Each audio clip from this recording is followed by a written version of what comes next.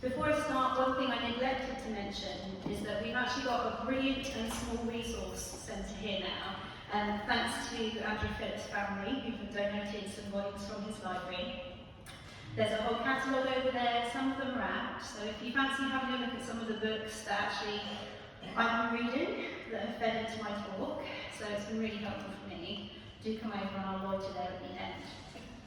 So now I'm going to talk for about 25 minutes, and then I'm going to invite Ashley up to try and draw all of the threads of everything we've been talking about together, and then there will be time for some questions at the end.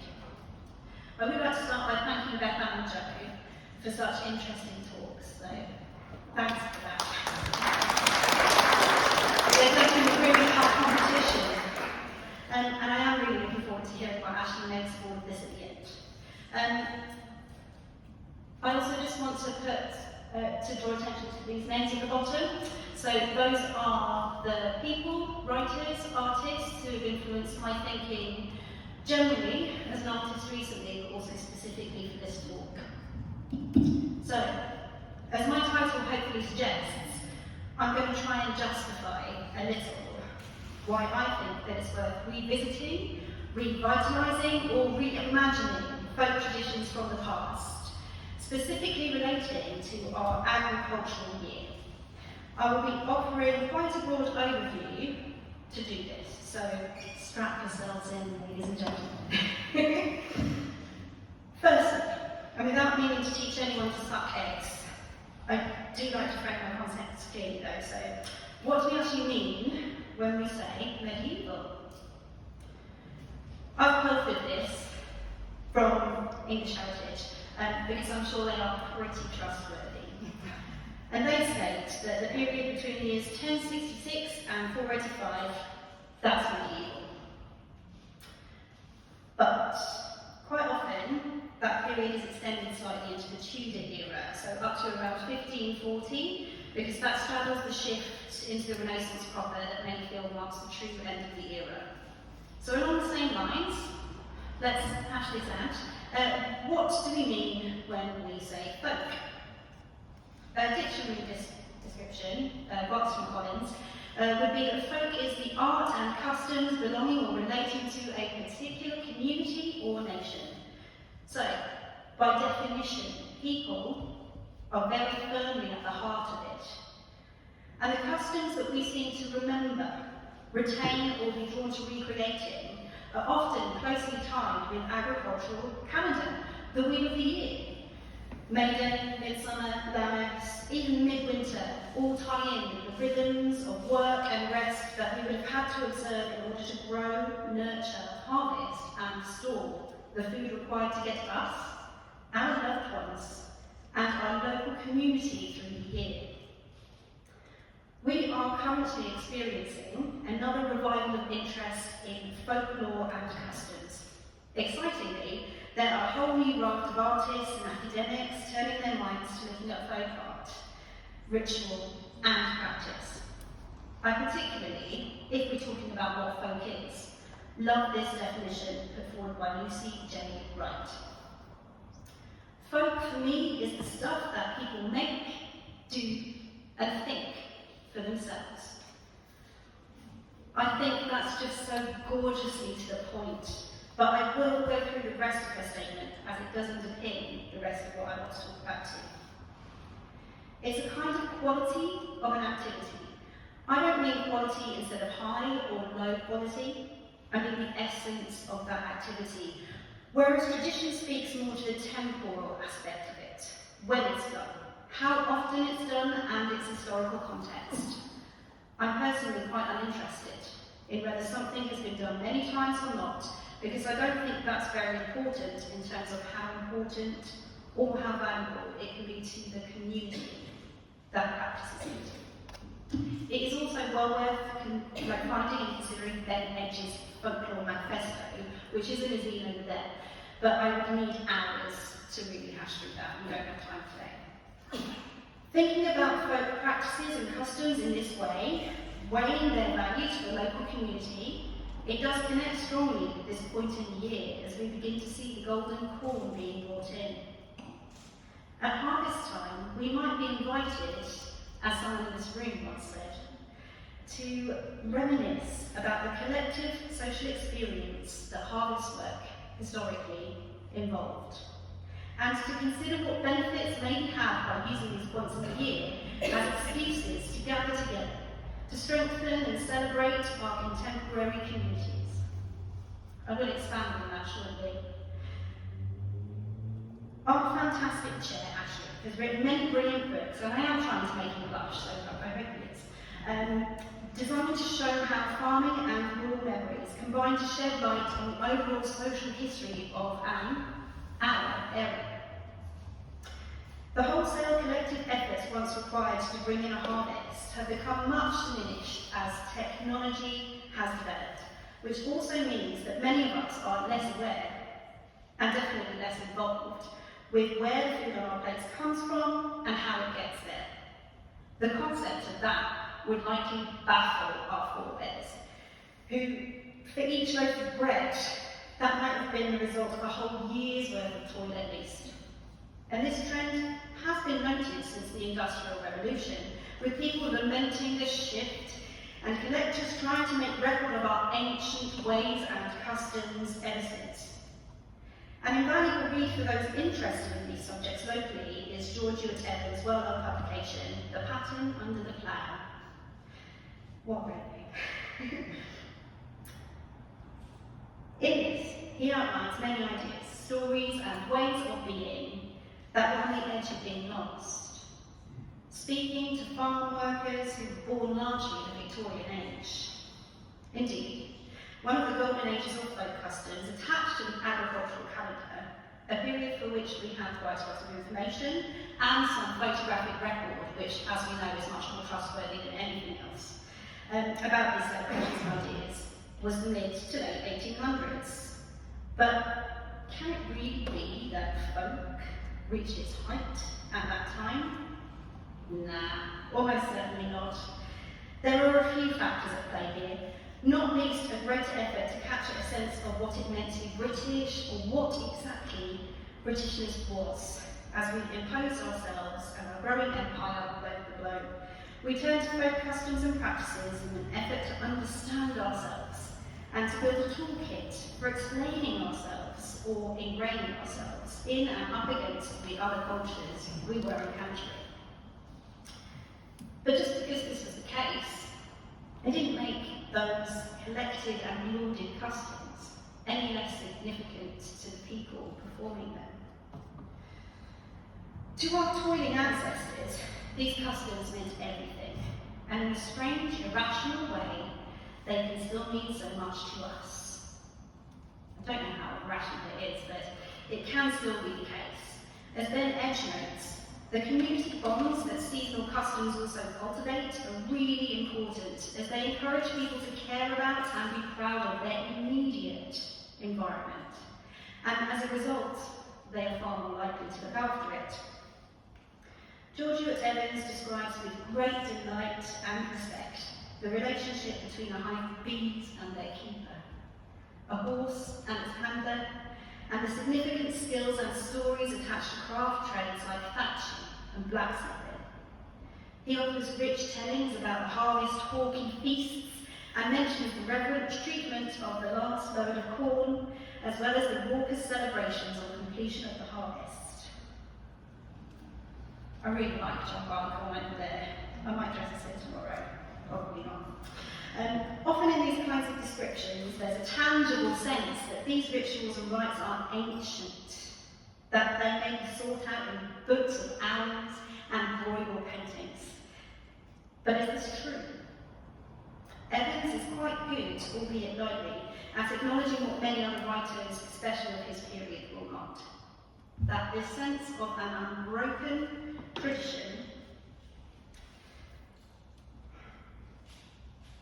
is problematic and very unlikely. There's no yet writing and programming videos by people like Ronald Hutton and Ellen Jada and the like. Because humans tinker with things all the time. We are natural storytellers, and we do like to create a spectacle. We like to spin a good yarn. Getting medieval again. The Green Man is a great example of how problematic this idea of an unbroken heritage can be. This enigmatic motif is often cited as an example of a pagan deity being committed to stone in places of Christian worship in an effort to appease those early British folks and ease them into the unrelenting tradition and transition of Christian faith in the early medieval era. But this notion can actually be traced very firmly back to a 1930s writer and fable researcher, Lady Rackham. She only had one article published, albeit more than once, the same article, but goodness, has it had a legacy. The current understanding is that her imagination was captured by a shorthand descriptor that Nicholas Pesley used to describe the medieval foliage motifs and wild folk proliferating in the medieval churches he was recording. A descriptor itself that was inspired by an earlier revival of interest in British folklore and repopularisation of stories like that of our wild man of Alford. Really, we have no idea what kind of meaning our medieval forebears ascribed to these figures. But both Pesner's and Raggham's thoughts were clearly captured at times when ideas about Britishness and the basic humanity in the environment were being pivotably challenged. And the ancient character of the Green Man was so sorely needed to provide connective tissue between us and the earth and each other.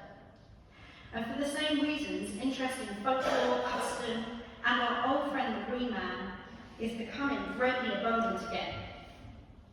We look to the stories that we tell each other in the hope of finding an answer, and we prefer them to have the weight of some age and experience to them.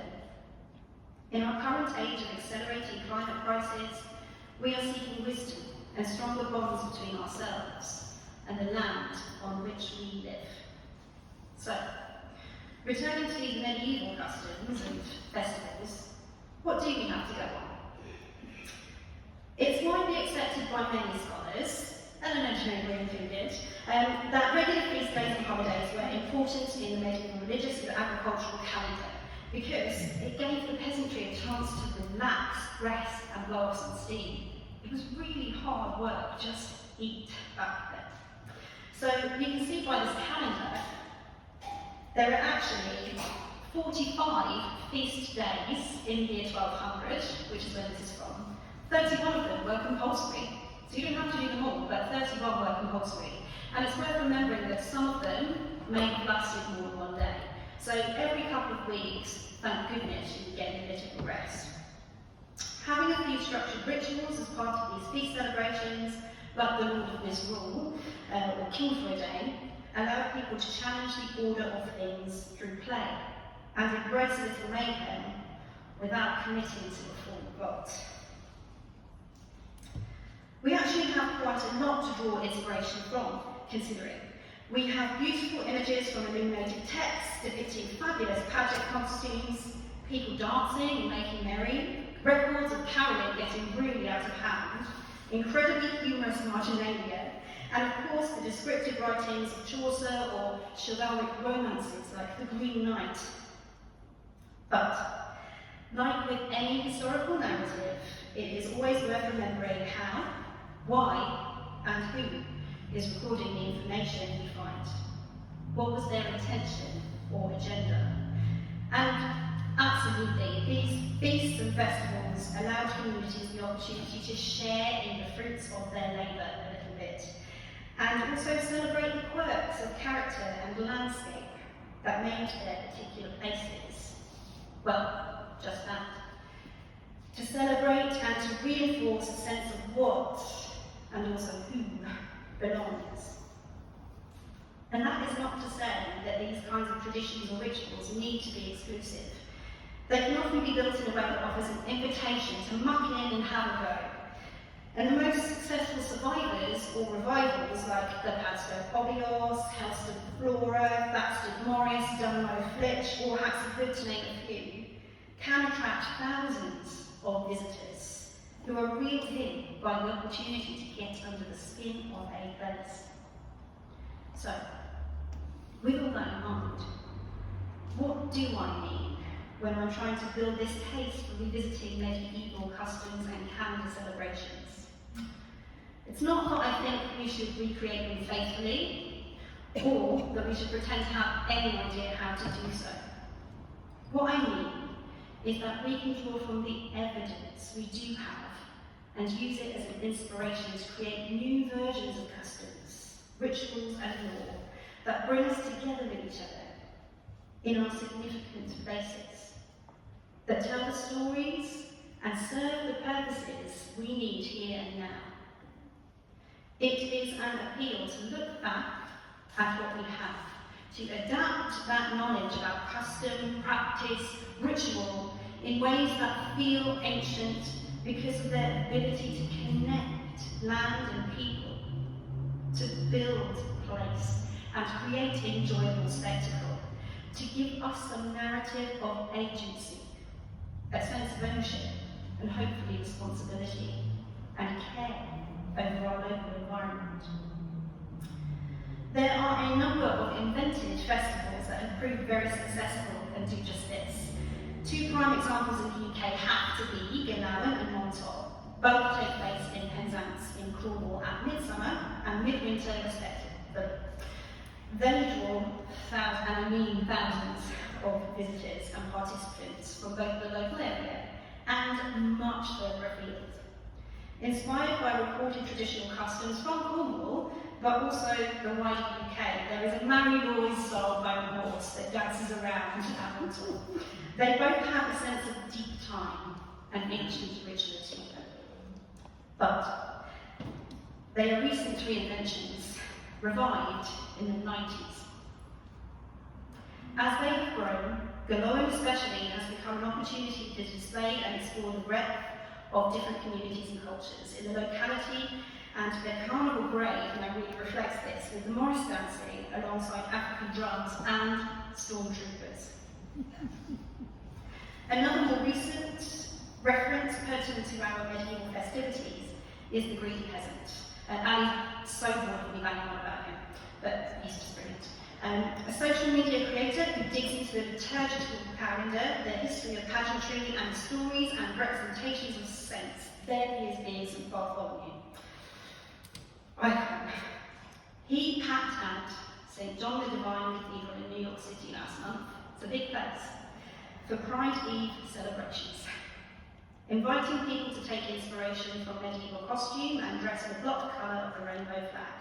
There was music and song and parading. The secular event successfully brought together a huge number of the LGBTQ+ community and their allies in a place that would, or might, until very recently, have felt challenging to attend. Why is this sense of community important, though? Why place so much importance on community bonds and gathering? I hate to break it to you, but we always have. Richard Schechner states in his still invaluable article, chapter Penny Ray Find It, Ritual and Performance, which he wrote in 1976. And in the article, he pulls together the links between ritual practice from all over the world and all through time. It's incredible. Ritual can be understood as a performed behavioural artifact, a structure, an armature, while ritualising can be conceived of as the in-body experience of performing rituals, and as such, anti-structural, destabilising and liminal.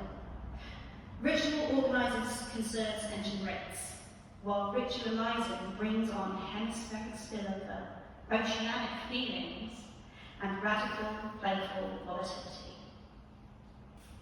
It brings us joy. We have always synthesised our understanding of the world, our place in it, and our desire to enact change upon it through ritual and performative behaviours. And because we have always done this, the customs and rituals and traditions we have are living things that we can and should alter over time and adapt to our needs.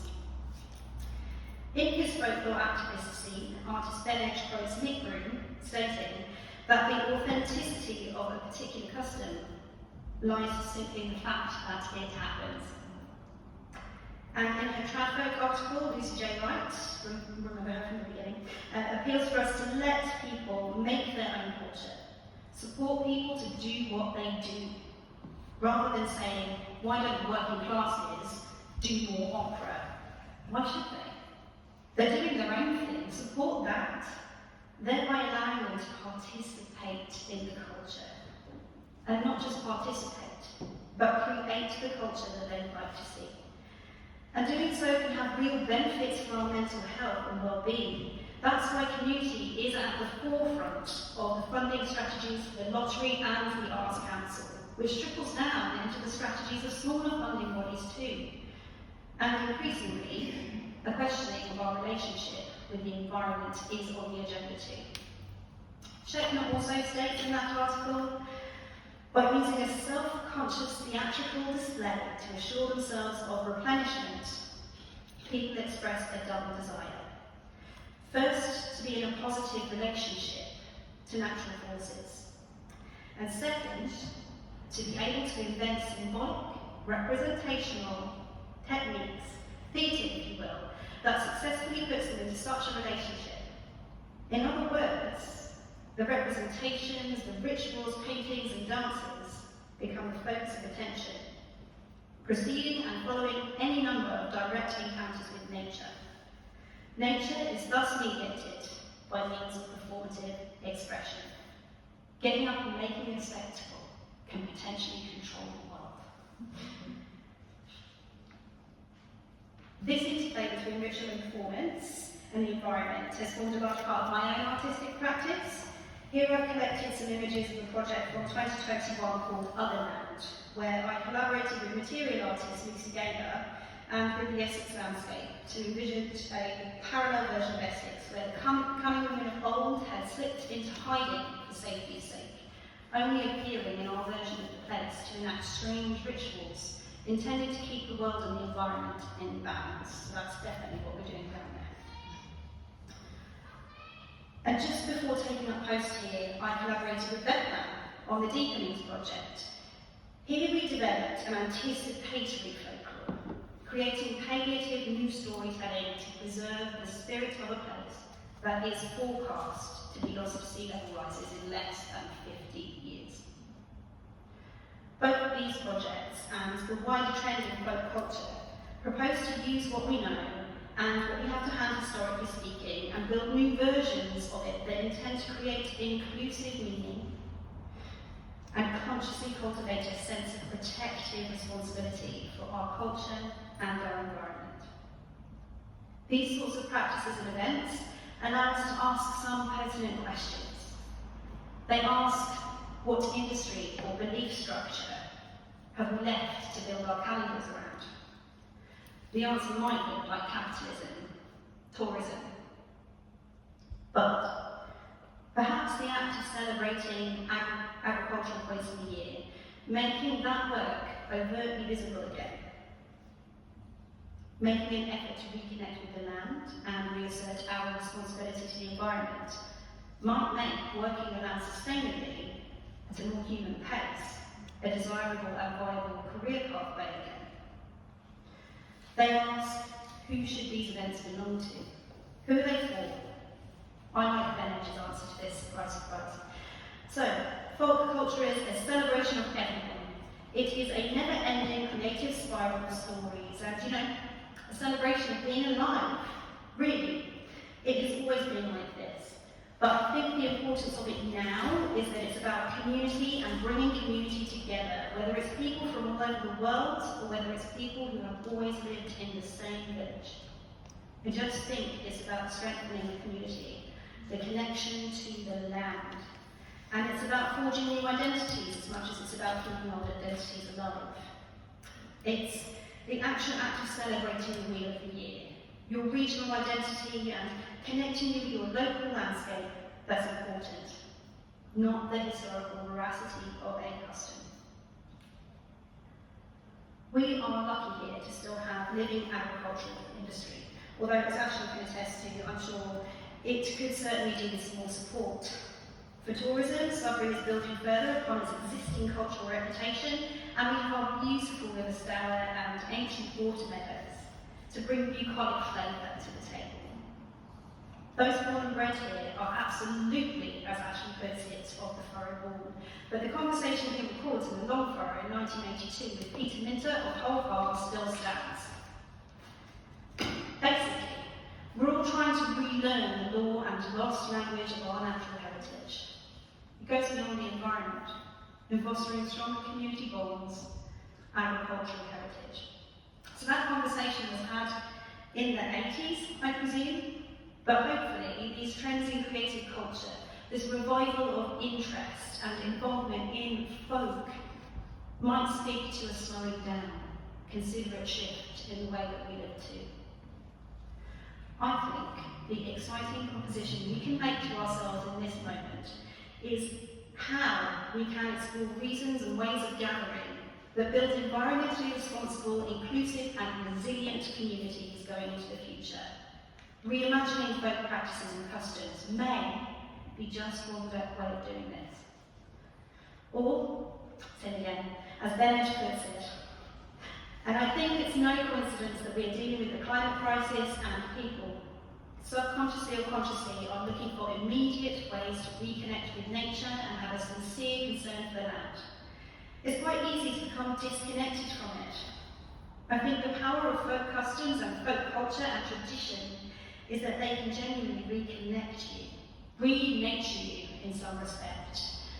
Folk can offer a way to re-enchant ourselves with both our own culture and nature itself. And realigning ourselves with the wheel of the year reminds us that it is the land that gives us everything, and that it must be treated with gratitude. Returning to a very powerful line from Schechner, to make believe and to make belief are closely related. In part of our history, Ashley crafted a line that made my heart skip anyway. Within a lifetime's love of the countryside, there are also those utterly special moments when we witness the unforgettable. And then he goes on to describe the way that the light fell across a frosty landscape one morning in the autumn of 1987. Gorgeous. How powerful might it be, though, for us to create the unforgettable within the everyday for ourselves? Rather than being, as Clarissa Pinkola-Estes frames it, keepers of the old stories, why not additionally become writers of the new ones we need for the times we are facing now? So, hopefully, this is the justification for tomorrow's festivities. There are programs on the table. A small offering or proposal to the community of Sudbury, inspired by our rich historic agricultural past, but imbued with an invitation to get involved and build new ways of storytelling that this place needs for the future we might hope to build in it. That's me. I'm just going to put those names up at the end because I'm indebted to other people. There's lots of the ideas in this.